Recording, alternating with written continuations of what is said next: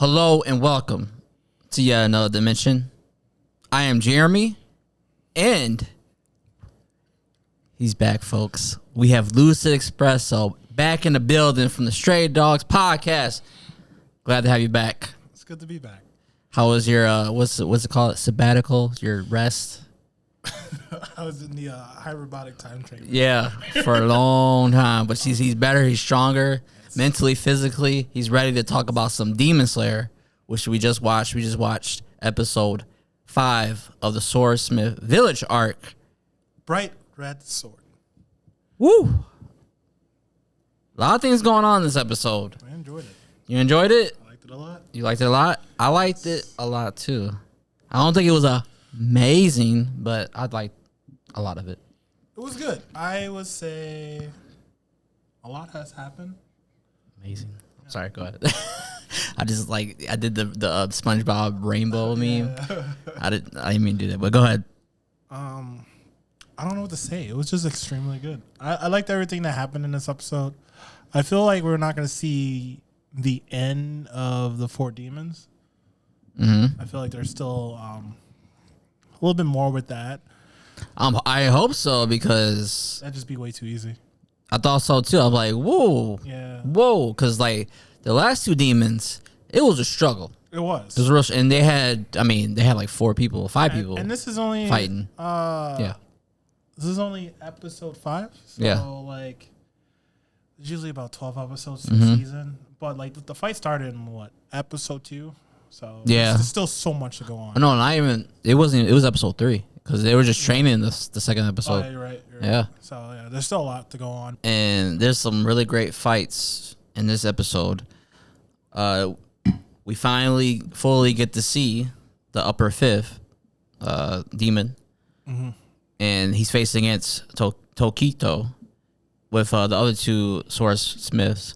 And what he does, because Tokito, he's trying to get his sword that the swordsmith made for him.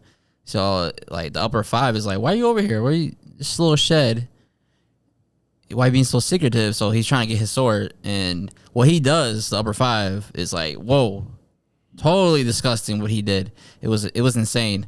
He makes like a art piece out of the swordsmith people, like the makers of the swords, and I thought it was disgusting. Like I was not expecting that, and like he was like, oh, I put his hands out on the so like he sort of shows the what's it called what's it called again, the calluses, and like the face is all broken apart. I was like, whoa, this is really ridiculous. It's pretty dark. I think he's the one of the darkest demons. Yeah, he seems like he's just having fun, but what he's doing is clearly evil. Yeah, it's art to him. Kind of like Deidara from Naruto. Explosion was his art. His killing people and then keeping them alive is an art to them. To him. And then it's just kind of like it's gruesome when you think about it. Mm-hmm. In the manga, when he shows it, that black stuff, I think it'd be a lot more creepy with if it was more red, like blood. But then again, it's like when you put a lot of blood together, it starts to look black anyway. So I don't know. Yeah, it's kind of gruesome. Give me a second. I want to see if I can pull up UFO Table's Twitter to see if they have any of the artists who worked on that scene where Tanjiro attacked all 4 of those demons at the same time. Also, the upper 5, he mentions oh, you're trying to save these worthless lives, and it kind of like sparks the idea for like a flashback to where he can actually get his memory back, and like he remembers somebody saying that, so he's slowly getting his memory back because he saves the other 2 swordsmith and from like the needles, and like I don't understand how he can just take that, like the needles in his face like that. He's strong. Like what the fuck? Yeah, I was surprised by that. You'd be surprised how much those Hashiras can handle. Like, yeah, they'll continue fighting even after they're getting their arm cut off. That was ridiculous. Yeah, like I don't know, man. If that was me, I'd be in pain, bro. Mm-hmm. I don't know. I think I wouldn't do that much. But I think he's been poisoned, so they run away. But and then like he gets trapped into like some water container, like water. I don't know, like power from the upper five, and then it really like he's like trapped. So he's like, oh, the biggest threat from a Hashira is the breathing. So like he can't breathe. So like he seems like he's in trouble. But Suri, she shows up and tries to save like the village. So she's not going after any of the demons. She's going after like the village so she can save the people. And then she saves the chief from like a big, like one of those big fish things. Mm-hmm. So what did you think of like how the fish look? Because I don't like how it looks.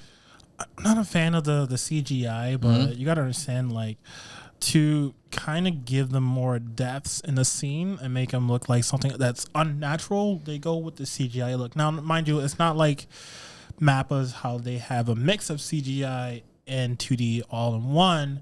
It's a little bit difficult to do. I don't think Ufotable master it, but Ufotable is the key animators are really good at their fights. I mean, if you ever looked at Face Day Night, it's extremely good. I could overlook the whole CGI with the demons because one, you want to try and make it look unnatural, weird, because they don't belong, right? That's the way I see it. So it doesn't bother me. All in all, they're not meant to be there for a long time. That's why they were easily taken out. Yeah.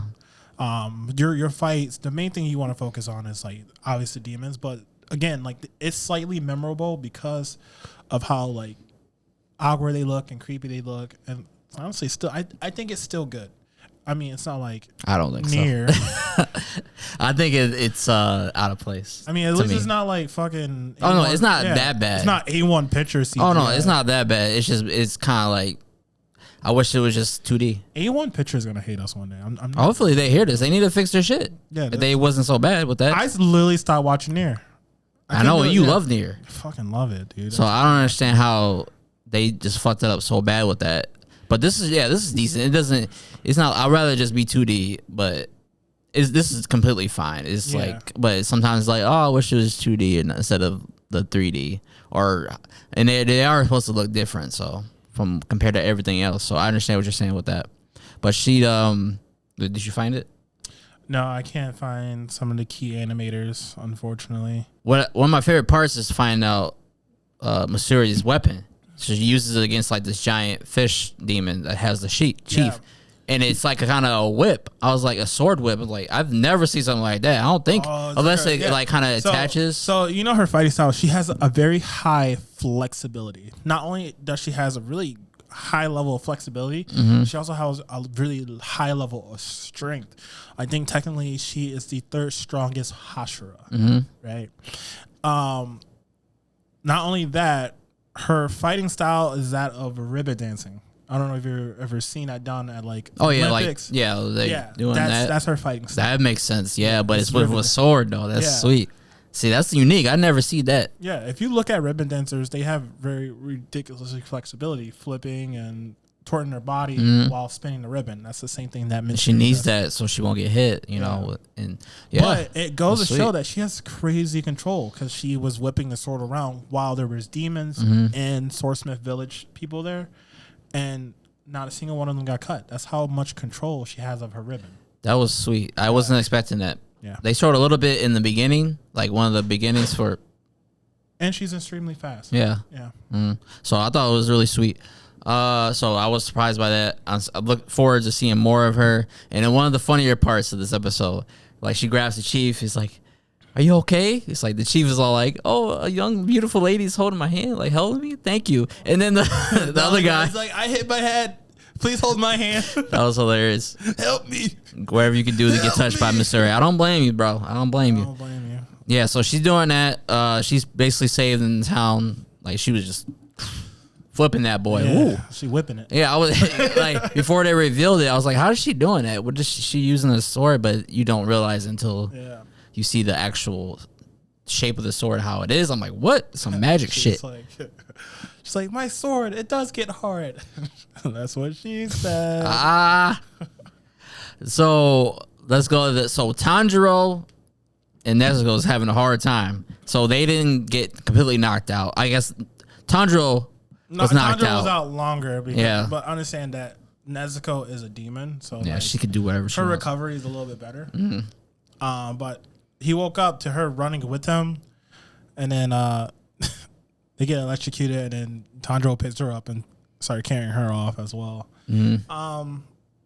Yeah, they're in a tough spot, but Nezuko gets pinned under a building after one of the demons. I want to say it's Pleasure or Joy. One of those, yeah. The one that you're talking about. fan. Yeah. It's pleasure. It's pleasure. Pleasure.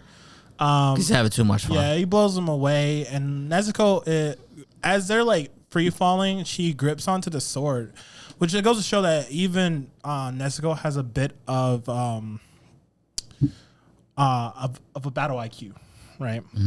So she definitely does. She grabs onto Tanjiro's sword, and he's like just telling her not to because like she could cut her finger off, and because it's a sword forged from a special material, which is that of the sun, it will hurt her, and that's what Tanjiro's worried about. But what she's doing is she's literally gripping onto the sword to pour blood all over it so she can make it burn with her. Because she uses her blood art, right? Yeah. Which turns the sword a bright red color.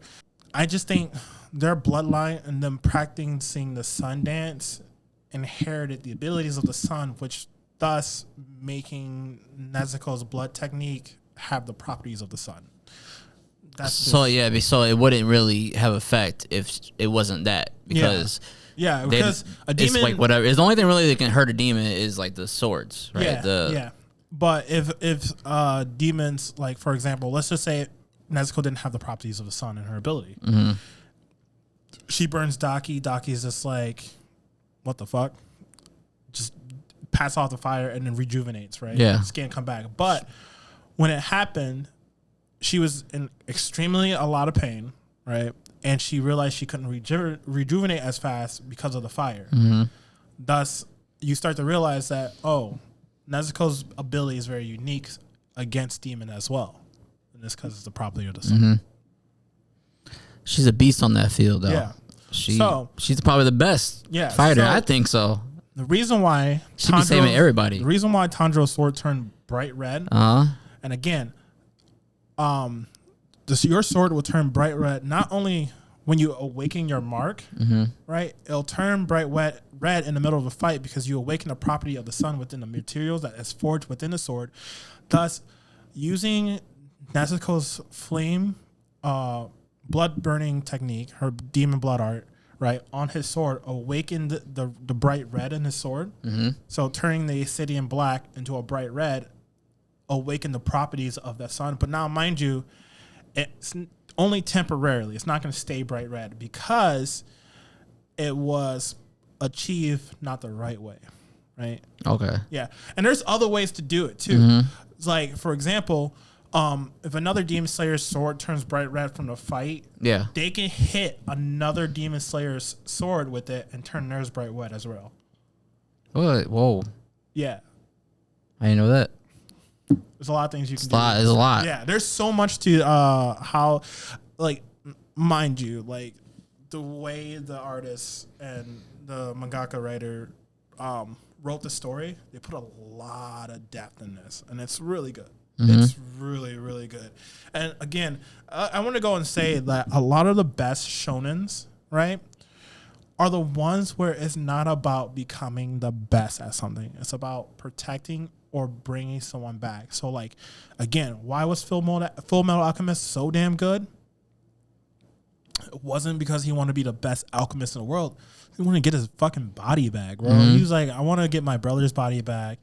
And that's why it was so good. Yeah. Right? Again, this one, he's not trying to be the best. Tanjiro's not trying to be the best Demon Slayer. He just wants to get his sister back to being human. And protect humans. Yeah. And this is the reason why these shows are so well known, highly popular, and on the top tier list of best shonens of all time. Yeah, Yu Yu Hakusho. One of the really, really good shonen too. Legit, like, it wasn't about being the best spirit detective. It was like, bro, I'm just trying to protect the people I love. Yeah, he wasn't trying to do anything like that. He didn't care about that. It just so happened that he got wrapped up in something that the spirit world fucked up on, you know? So he just got pulled into a lot of stuff, but it was all about protecting the people he loved.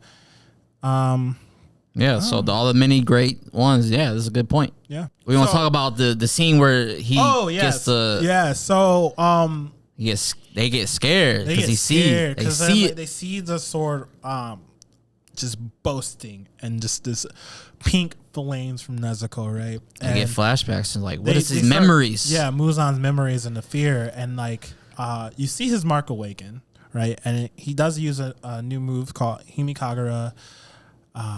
It's like Halo Dragon, Sun Halo Dragon. Sun Halo Dragon. These names are long as fuck. Yeah, Sun Halo Dragon Head Dance.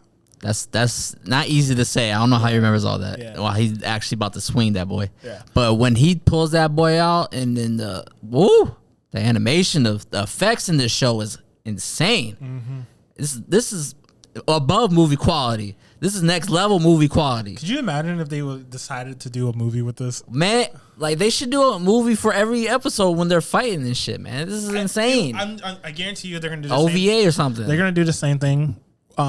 Mind you, I'm going to tell you guys this right now. The TV versus Blu-ray, they're always different. If you want to see reworks and a better animation, always buy the Blu-ray because they can put a lot more time in it and rework. For example, if you look at Bleach, right, 1,000 Year Blood Art, and compare it from the TV versus the Blu-ray, there's a lot of changes and it looks 10 times better. I'm telling you, it looks 10 times better. I just, while looking for the key animators for UFO Table, they already have clips of them reworking the Blu-rays. So they showed a little bit of side-by-side comparison, and I can tell you it looks so much better. Always buy the Blu-ray. For your favorite shows, always buy the Blu-ray. Support your favorite creators. Support your official release. No. I saw a bird. So he takes out those three. Yeah. And you see the fear. They as they goes to rush him, you can see the fear, and they see what is his name? I mean, it doesn't really matter his name. Yorichio, I think. The inherited memories of a past Demon Slayer. Yeah. Because he doesn't really know who it is yet. Yeah, that attack was really cool. By the way, that was sweet. I was not expecting it, man. You just chilling and craziest scene. That was really good. I'm just like he should pull this out more often, man. He just had no problem. By the way, if anybody knows where they can find the key animators for UFO tables, please drop that in the comment below. I appreciate that. So that way I can give you guys more details on the Sakuga. But you got to put that on slow mo. But when we watch it, because there's so much happening. I did. That's why I rewinded over and over again, because I wanted to see it, and it's just so well done. Yeah, it's crazy how fast they move. And I love Fate Stay Night, and when you watch Fate Stay Night and you watch Demon Slayer, you can see that some of the key animators from Fate Stay Night worked on Demon Slayer, because it's crazy, tremendous, out of this world, like some of the best in the industry.